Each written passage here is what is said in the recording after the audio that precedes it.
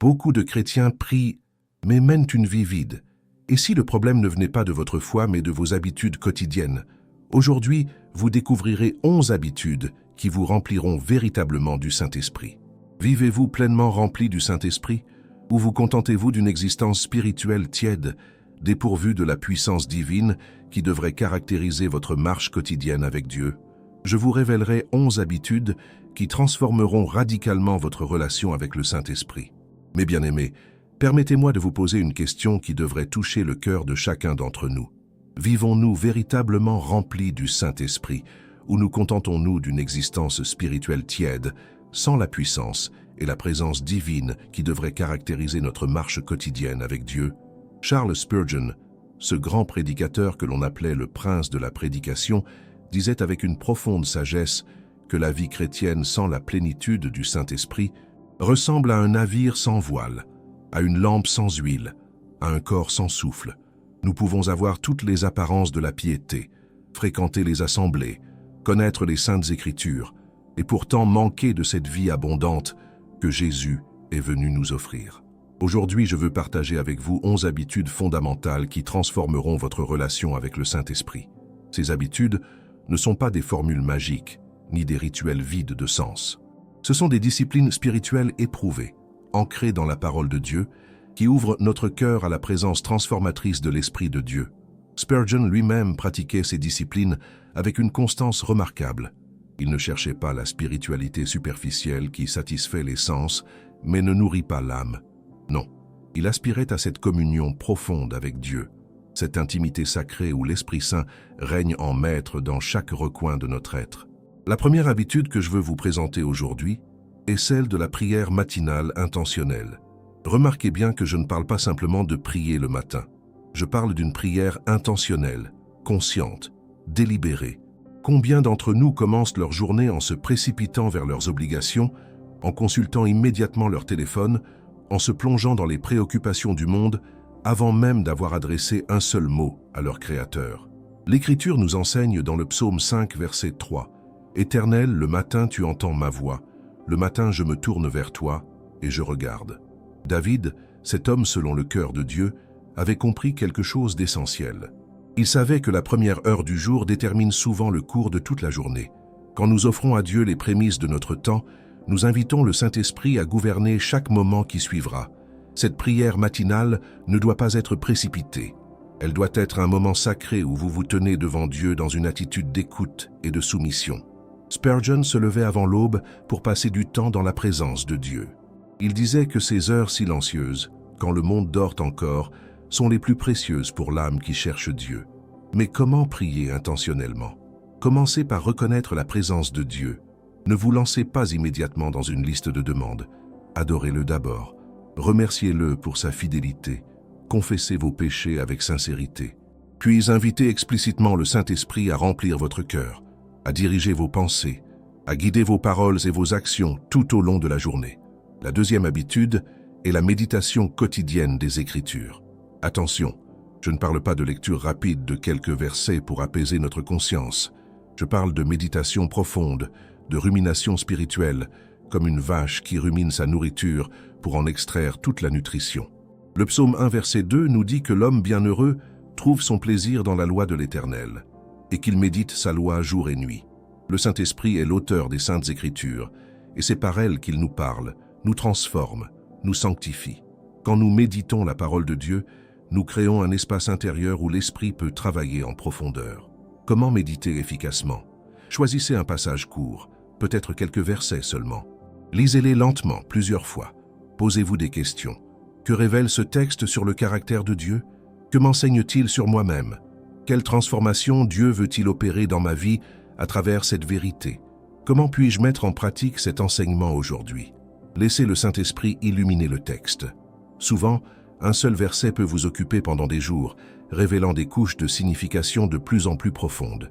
C'est ainsi que la parole devient vivante en nous, qu'elle passe de notre tête à notre cœur, transformant non seulement notre pensée, mais notre être tout entier. La troisième habitude est la pratique du jeûne spirituel régulier. Je sais que cette discipline est souvent négligée dans notre époque de gratification immédiate. Nous vivons dans une culture qui célèbre l'indulgence, qui encourage la satisfaction constante de tous nos désirs. Mais Jésus lui-même jeûnait, et il enseignait à ses disciples à faire de même. Dans Matthieu 6, verset 16, Jésus ne dit pas « si vous jeûnez », mais « lorsque vous jeûnez ». Il considérait cette pratique comme normale dans la vie de ses disciples. Le jeûne n'est pas une tentative de manipuler Dieu ou de gagner ses faveurs.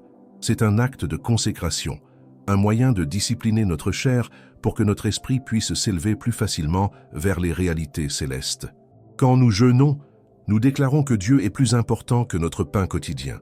Nous créons un vide physique qui nous rend plus conscients de notre faim spirituelle. Le Saint-Esprit se manifeste souvent avec une puissance particulière pendant les périodes de jeûne, car nous avons éliminé certaines distractions et aiguisé notre sensibilité spirituelle. Si cette habitude vous semble intimidante, commencez modestement. Jeûnez un repas par semaine en consacrant ce temps à la prière. Graduellement, vous pourrez étendre cette pratique. L'important n'est pas la durée ou la sévérité du jeûne, mais l'attitude de votre cœur. Recherchez Dieu avec sincérité et il se laissera trouver. La quatrième habitude est la culture d'un esprit de gratitude constant. L'apôtre Paul nous exhorte dans 1 Thessaloniciens 5, verset 18, à rendre grâce en toutes choses, car c'est la volonté de Dieu pour nous en Jésus-Christ. Remarquez qu'il ne dit pas de rendre grâce pour toutes choses, mais en toutes choses. Même dans les épreuves, même dans les moments difficiles, nous pouvons trouver des raisons de remercier Dieu. La gratitude est un puissant antidote contre l'amertume, le découragement et l'ingratitude qui étouffent la vie spirituelle. Quand nous cultivons un cœur reconnaissant, nous ouvrons la porte à la joie du Saint-Esprit. Un esprit ingrat est un terrain stérile, où l'Esprit de Dieu ne peut produire son fruit. Mais un cœur rempli de gratitude est comme un jardin bien arrosé, où fleurissent toutes les vertus chrétiennes. Prenez l'habitude chaque soir de noter 3 choses pour lesquelles vous êtes reconnaissant. Elles peuvent être simples, le sourire d'un enfant, un rayon de soleil, la santé, un ami fidèle. Cette pratique transformera progressivement votre perspective. Vous commencerez à voir la main bienveillante de Dieu dans chaque détail de votre vie. La 5e habitude est la communion fraternelle authentique. Nous ne sommes pas appelés à vivre notre foi dans l'isolement. Hébreux 10, verset 25, nous encourage à ne pas abandonner notre assemblée comme quelques-uns en ont l'habitude, mais à nous exhorter mutuellement, et cela d'autant plus que nous voyons s'approcher le jour du Seigneur. Le Saint-Esprit agit puissamment dans le contexte de la communauté. Quand des croyants se rassemblent avec sincérité, dans l'humilité et l'amour, l'Esprit se manifeste de manières extraordinaires. Nous avons besoin les uns des autres. Nous avons besoin d'être encouragés, corrigés, soutenus, aimés. La vie chrétienne solitaire est une anomalie, une déviation du plan de Dieu pour son Église. Cherchez des relations authentiques avec d'autres croyants. Ne vous contentez pas de fréquenter les cultes dominicaux. Engagez-vous dans des groupes de prière, des études bibliques en petits groupes, où vous pouvez partager vos luttes, vos victoires, vos questions. Ouvrez votre cœur, soyez vulnérables. C'est dans cette authenticité que le Saint-Esprit tisse des liens profonds qui nous fortifient tous. Si ce message vous touche et que vous désirez continuer à recevoir des enseignements qui nourriront votre âme, je vous invite chaleureusement à vous abonner à cette chaîne. Chaque semaine, nous partageons des vérités bibliques qui transformeront votre vie spirituelle. Et pour ceux d'entre vous qui aspirent à aller encore plus loin dans leur intimité avec Dieu, nous avons préparé un guide pratique intitulé « 21 jours pour restaurer votre intimité avec Dieu ». Vous le trouverez dans le lien du premier commentaire fixé. Ce n'est pas un simple livre, c'est un compagnon de route pour votre transformation spirituelle. La 6e habitude que je veux vous présenter est l'obéissance immédiate aux convictions du Saint-Esprit. Combien de fois avons-nous senti cette voix douce et insistante dans notre cœur, nous poussant à faire quelque chose, à parler à quelqu'un, à abandonner un comportement, à prendre une décision particulière, et nous avons hésité, tergiversé, rationalisé, jusqu'à ce que cette voix s'éteigne et que notre conscience s'endurcisse. L'Écriture nous enseigne dans Éphésiens 4, verset 30, « N'attristez pas le Saint-Esprit de Dieu, par lequel vous avez été scellés pour le jour de la rédemption. » Chaque fois que nous ignorons les murmures de l'Esprit, chaque fois que nous choisissons notre volonté au lieu de la sienne, nous l'attristons. Et un esprit attristé ne peut manifester sa plénitude dans notre vie. L'obéissance immédiate est une discipline qui se cultive. Au début, nous devons faire des efforts conscients pour reconnaître la voix de l'Esprit et y répondre rapidement. Mais avec le temps, cette sensibilité devient une seconde nature. Nous apprenons à distinguer ces impressions des suggestions de notre propre cœur ou des tentations de l'ennemi.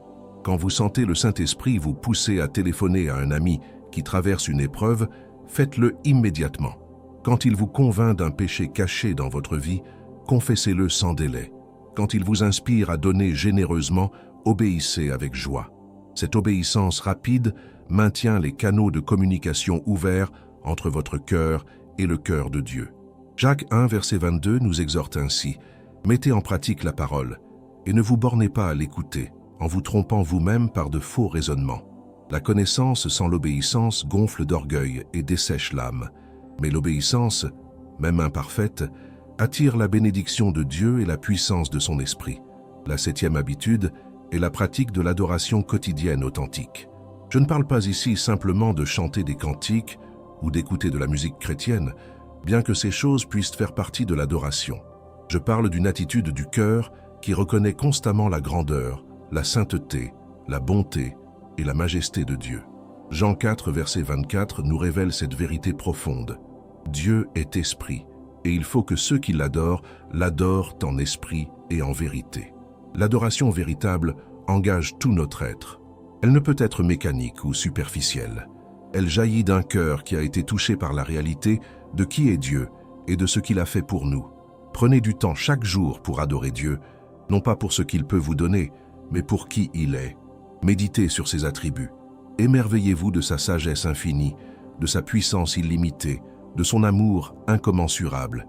Exprimez votre adoration avec des mots, avec des chants, avec le silence contemplatif. Laissez votre âme s'élever vers lui dans une sainte admiration. L'adoration transforme notre perspective. Quand nous contemplons la grandeur de Dieu, nos problèmes prennent leur juste proportion. Nos inquiétudes diminuent, notre foi grandit, et le Saint-Esprit remplit cette atmosphère d'adoration de sa présence tangible. La 8e habitude est la gestion sage de nos pensées. L'apôtre Paul nous donne un commandement crucial dans 2 Corinthiens 10, verset 5. « Nous renversons les raisonnements et toute hauteur qui s'élève contre la connaissance de Dieu, et nous amenons toute pensée captive à l'obéissance de Christ. » Nos pensées ne sont pas neutres. Elles façonnent nos émotions, influencent nos décisions, déterminent notre caractère. Si nous laissons nos pensées vagabonder sans contrôle, si nous permettons à des pensées négatives, impures, craintives ou orgueilleuses de dominer notre esprit, nous créons un environnement hostile au Saint-Esprit. Romains 12, verset 2 nous exhorte: « Ne vous conformez pas au siècle présent, mais soyez transformés par le renouvellement de l'intelligence, afin que vous discerniez quelle est la volonté de Dieu, ce qui est bon, agréable et parfait. » Le renouvellement de l'intelligence n'est pas un événement ponctuel. C'est un processus quotidien qui demande vigilance et discipline. Quand une pensée contraire à la vérité de Dieu entre dans votre esprit, reconnaissez-la immédiatement pour ce qu'elle est. Ne la laissez pas s'installer. Remplacez-la consciemment par une vérité biblique. Si une pensée de peur surgit, rappelez-vous que Dieu ne vous a pas donné un esprit de timidité, mais de force, d'amour et de sagesse. Si une pensée impure vous tente, détournez immédiatement votre attention vers ce qui est pur et noble. Cette bataille se livre dans l'esprit, et c'est là que le Saint-Esprit veut établir son règne. Un esprit discipliné, soumis à la parole de Dieu, devient un temple où l'esprit peut habiter confortablement et manifester sa puissance. La 9e habitude est le service désintéressé envers les autres. Jésus a dit dans Matthieu 20, verset 28, « Le Fils de l'homme est venu, non pour être servi, mais pour servir et donner sa vie comme la rançon de plusieurs. » Si nous voulons être remplis du Saint-Esprit, nous devons adopter l'attitude de Christ, qui était une attitude de service humble. Le service n'est pas seulement une activité extérieure, c'est une disposition du cœur. C'est voir les besoins autour de nous et y répondre avec compassion, sans chercher la reconnaissance ou la récompense. C'est mettre les intérêts des autres avant les nôtres, à l'image de Christ qui s'est dépouillé lui-même. Galates 5, verset 13 nous enseigne « Vous, frères, vous avez été appelés à la liberté. Seulement ne faites pas de cette liberté un prétexte de vivre selon la chair, mais rendez-vous par l'amour serviteur les uns des autres. » Le véritable amour se manifeste dans le service concret. Les belles paroles sans les actions correspondantes sont vides et hypocrites. Cherchez quotidiennement des opportunités de servir. Aidez un voisin âgé. Écoutez avec patience quelqu'un qui souffre. Donnez de votre temps à ceux qui en ont besoin. Servez dans votre église locale avec fidélité. Chaque acte de service désintéressé est un canal par lequel le Saint-Esprit peut couler pour toucher les autres à travers vous. Quand nous servons, nous devenons les mains et les pieds de Jésus dans ce monde. Et le Saint-Esprit se réjouit d'habiter dans des cœurs qui reflètent le caractère serviteur de Christ. Plus nous servons, plus nous expérimentons la joie profonde qui vient de vivre pour quelque chose de plus grand que nous-mêmes. La 10e habitude est la pratique de la confession régulière. Je ne parle pas ici de la confession rituelle à un prêtre, mais de l'honnêteté radicale avec Dieu concernant nos péchés, nos faiblesses, nos échecs. 15 Jean 1, verset 9, nous donne cette promesse merveilleuse. Si nous confessons nos péchés, il est fidèle et juste pour nous les pardonner et pour nous purifier de toute iniquité. Le péché non confessé crée une barrière entre nous et Dieu. Il étouffe la voix du Saint-Esprit. Il produit la culpabilité, la honte, la distance spirituelle. Mais quand nous amenons nos péchés à la lumière, quand nous les confessons avec sincérité et repentance, le sang de Jésus nous purifie et le Saint-Esprit peut à nouveau circuler librement dans notre vie. David, après son péché avec Bathsheba, a prié dans le psaume 51, verset 11. « Ne me rejette pas loin de ta face, ne me retire pas ton Esprit Saint. » Il comprenait que le péché non confessé pouvait lui coûter la présence de l'Esprit de Dieu. C'est pourquoi il s'est empressé de confesser, de se repentir, de demander la purification. Prenez l'habitude d'examiner votre cœur régulièrement. À la fin de chaque journée, passez quelques minutes dans l'introspection honnête. Demandez au Saint-Esprit de révéler les domaines où vous avez manqué la cible. Confessez spécifiquement, nommez vos péchés, ne les minimisez pas. Puis recevez avec foi le pardon de Dieu et avancez dans la liberté. Cette habitude maintient votre conscience pure et votre communion avec Dieu intacte. Elle vous garde humble, dépendant de la grâce. Et c'est précisément dans cette humilité et cette dépendance que le Saint-Esprit trouve un terrain fertile pour accomplir son œuvre transformatrice. La 11e et dernière habitude que je veux partager avec vous aujourd'hui est la cultivation d'une vie de silence contemplatif devant Dieu. Dans notre monde bruyant et frénétique, où nous sommes constamment bombardés de stimulations, d'informations, de distractions, le silence est devenu une denrée rare et précieuse. Pourtant, c'est souvent dans le silence que Dieu parle le plus clairement. Le prophète Élie a appris cette leçon de manière dramatique. Quand il cherchait Dieu sur la montagne, il y eut un vent violent, puis un tremblement de terre, puis un feu. Mais l'Éternel n'était dans aucun de ces phénomènes spectaculaires. C'est dans 1 Roi 19, verset 12 que nous lisons. « Et après le feu, un murmure doux et léger. » C'est dans ce murmure doux que Dieu s'est révélé à Élie. Nous vivons dans une culture qui valorise le bruit, l'agitation, l'activité constante. Nous avons peur du silence car il nous force à confronter nos propres pensées, nos peurs, notre vide intérieur. Nous remplissons chaque moment avec de la musique, des conversations, des écrans, n'importe quoi, pour éviter d'être seuls avec nous-mêmes et avec Dieu. Mais le psaume 46, verset 10 nous donne cette instruction. « Arrêtez et sachez que je suis Dieu. » Le mot hébreu traduit ici par « arrêter » signifie littéralement « lâchez prise, cessez de lutter, soyez tranquille ». C'est un appel à entrer dans le silence, à abandonner notre agitation, à nous reposer dans la présence de Dieu. Pratiquer le silence contemplatif ne signifie pas vider notre esprit comme dans certaines pratiques orientales. Il s'agit plutôt de fixer notre attention sur Dieu, de nous tenir en sa présence sans agenda, sans demande pressante, simplement pour être avec lui. C'est dans ces moments que le Saint-Esprit peut parler à notre cœur, nous révéler des vérités profondes, guérir nos blessures cachées, transformer nos attitudes. Commencez avec quelques minutes par jour. Trouvez un endroit tranquille où vous ne serez pas dérangé. Fermez vos yeux, respirez profondément. Concentrez-vous sur la présence de Dieu. Quand des pensées distrayantes surgissent, et elles surgiront inévitablement, ramenez doucement votre attention vers Dieu. Ne vous découragez pas si cela vous semble difficile au début. Comme toute discipline, cela s'améliore avec la pratique. Maintenant, permettez-moi de vous parler de la synergie de ces 11 habitudes. Voyez-vous, mes bien-aimés, ces habitudes ne sont pas des compartiments séparés de votre vie spirituelle. Elles sont interconnectées, elles se renforcent mutuellement, Elles créent ensemble une tapisserie magnifique de vie spirituelle abondante. Quand vous priez le matin avec intention, vous créez un espace pour méditer les Écritures. Quand vous méditez les Écritures, votre esprit de gratitude se développe naturellement. Quand vous cultivez la gratitude, vous désirez adorer Dieu plus profondément. Quand vous adorez authentiquement, vous devenez plus sensible aux murmures du Saint-Esprit, et ainsi de suite. Pensez à ces habitudes comme aux cordes d'un instrument de musique. Une seule corde peut produire une note, mais quand toutes les cordes sont accordées et jouées ensemble en harmonie, elles créent une symphonie magnifique. C'est exactement ce qui se produit quand ces disciplines spirituelles s'intègrent dans votre vie quotidienne. Jésus nous a promis dans Jean 10, verset 10, « Moi, je suis venu afin que les brebis aient la vie et qu'elle l'ait en abondance. » Cette vie abondante n'est pas une vie de confort matériel ou d'absence de problèmes. C'est une vie remplie de la présence et de la puissance du Saint-Esprit. Une vie qui déborde de joie, de paix, d'amour, même au milieu des tempêtes. Mais cette vie abondante ne tombe pas du ciel automatiquement. Elle est le résultat de choix délibérés, de discipline constante, d'une recherche passionnée de Dieu.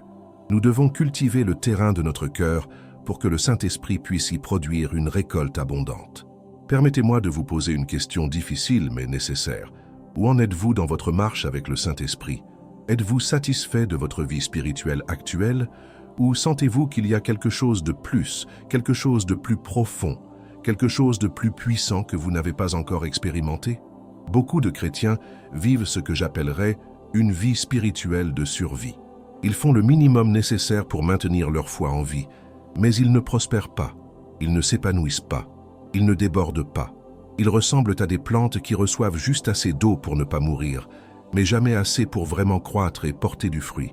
Dieu ne nous a pas appelés à une vie spirituelle de survie. Il nous a appelés à une vie de croissance, de transformation, de fécondité. Galates 5, versets 22 et 23 nous parle du fruit de l'esprit.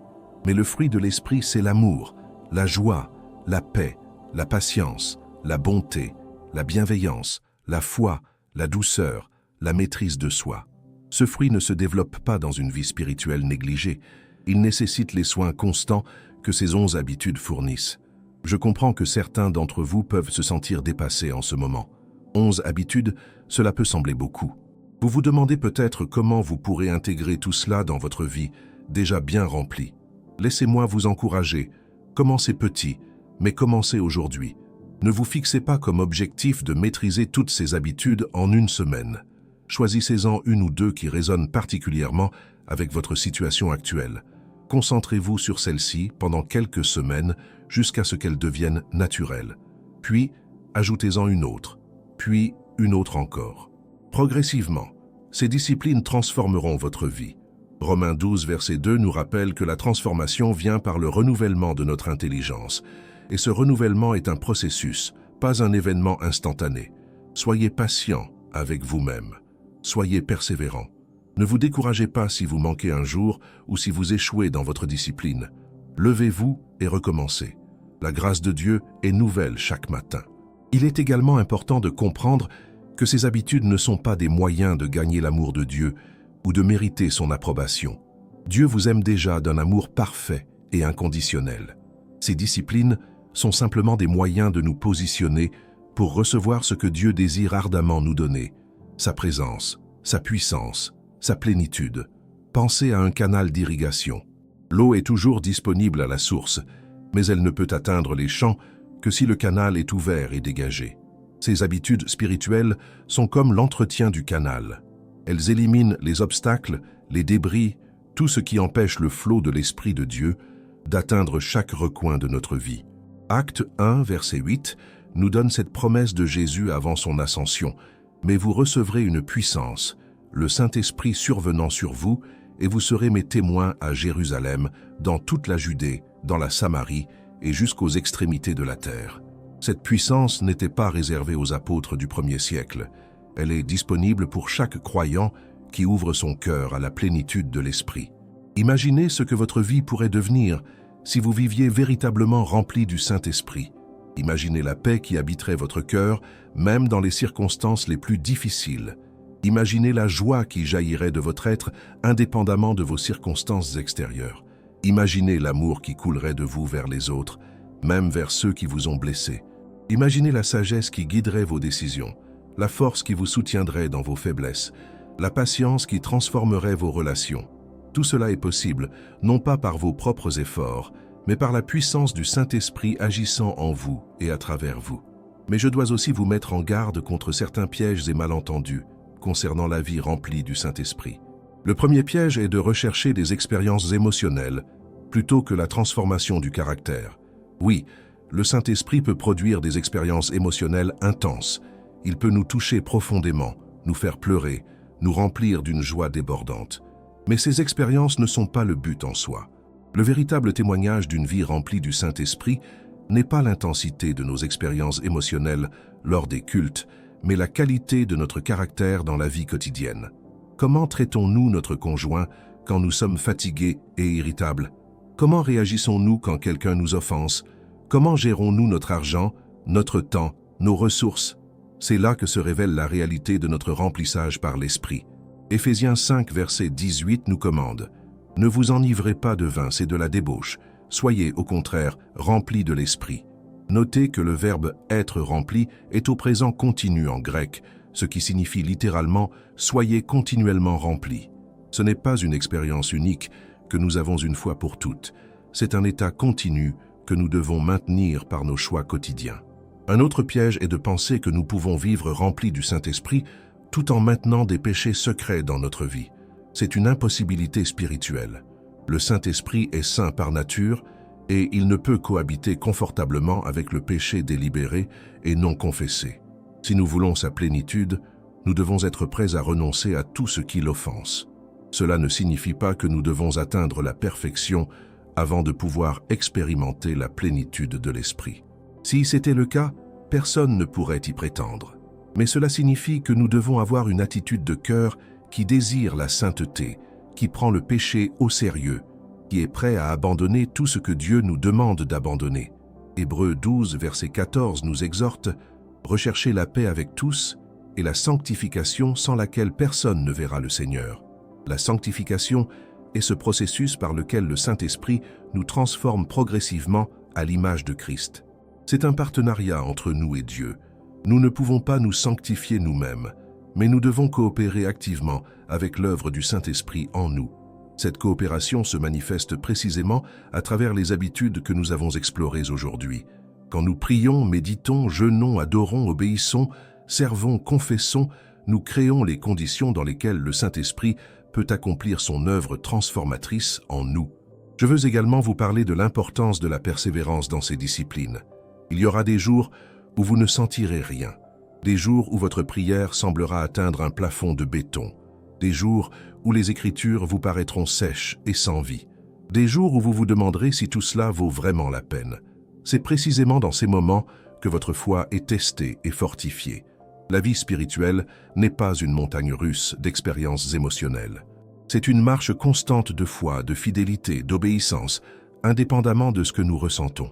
Nous ne servons pas Dieu pour les sensations agréables qu'il peut nous procurer, mais parce qu'il est digne, parce qu'il nous a aimés le premier, parce que c'est la seule réponse appropriée à sa grâce. Jacques 1, versets 2 à 4 nous enseigne « Mes frères, regardez comme un sujet de joie complète les diverses épreuves auxquelles vous pouvez être exposés, sachant que l'épreuve de votre foi produit la patience. Mais il faut que la patience accomplisse parfaitement son œuvre, afin que vous soyez parfaits et accomplis sans faillir en rien. Les périodes de sécheresse spirituelle, aussi difficiles soient-elles, ont un but dans le plan de Dieu. Elles nous délivrent de la dépendance aux sentiments et nous enseignent à marcher par la foi pure. Elles nous révèlent la profondeur réelle de notre engagement envers Dieu.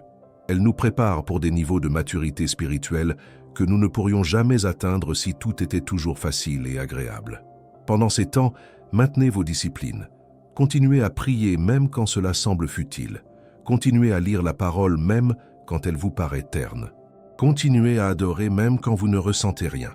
C'est dans cette fidélité obstinée que vous démontrez votre amour authentique pour Dieu et que vous construisez un fondement spirituel inébranlable.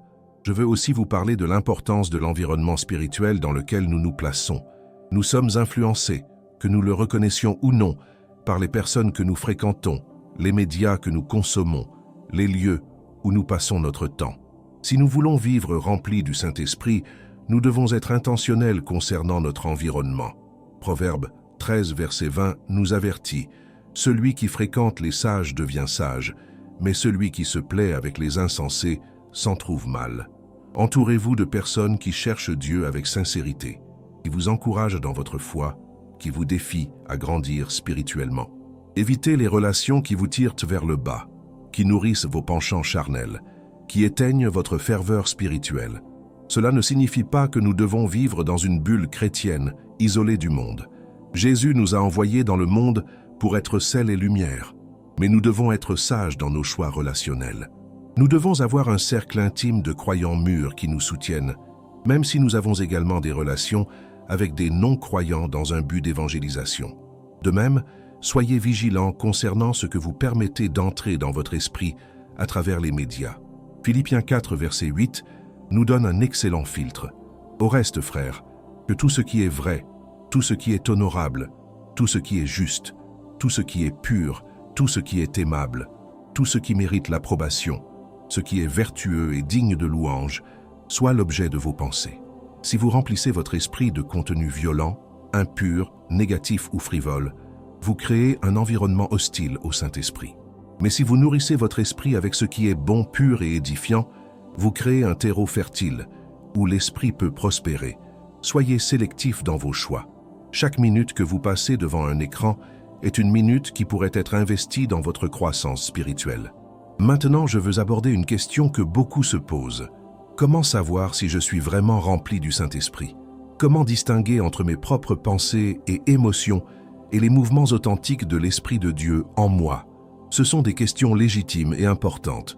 La première chose à comprendre est que le remplissage du Saint-Esprit n'est pas principalement une question de sentiment ou d'expérience mystique. C'est une question de fruits. Jésus a dit dans Matthieu 7, verset 16, « Vous les reconnaîtrez à leurs fruits ». De même, nous reconnaissons la présence et l'œuvre du Saint-Esprit dans notre vie par le fruit qu'il produit. Revenons à Galates 5, versets 22 et 23. Le fruit de l'Esprit est l'amour, la joie, la paix, la patience, la bonté, la bienveillance, la foi, la douceur, la maîtrise de soi. Ces qualités sont-elles de plus en plus évidentes dans votre vie? Aimez-vous plus profondément qu'avant? Avez-vous une joie qui persiste même dans les difficultés? Votre paix intérieure est-elle plus stable? Êtes-vous plus patient avec les autres? Si vous voyez ces fruits se développer dans votre vie, même lentement, même imparfaitement, c'est l'évidence que le Saint-Esprit est à l'œuvre en vous. Ne vous découragez pas si la croissance semble lente. Un arbre fruitier ne produit pas une récolte abondante du jour au lendemain. Il faut du temps, des saisons, de la patience. Mes bien-aimés, nous arrivons au terme de ce message aujourd'hui. Et je prie que le Saint-Esprit ait gravé ces vérités dans vos cœurs. Ces 11 habitudes que nous avons explorées ne sont pas de simples suggestions. Ce sont des clés qui ouvriront les portes de votre destinée spirituelle. La vie remplie du Saint-Esprit n'est pas réservée à une élite spirituelle. Elle est l'héritage de chaque enfant de Dieu qui choisit de la poursuivre avec passion et persévérance. Je vous encourage à commencer dès aujourd'hui. Ne remettez pas à demain ce que Dieu vous appelle à faire maintenant. Choisissez une ou deux de ces habitudes et commencez à les intégrer dans votre routine quotidienne. Que le Saint-Esprit vous guide et vous fortifie dans cette démarche. Merci du fond du cœur d'avoir pris le temps de regarder ce message jusqu'au bout.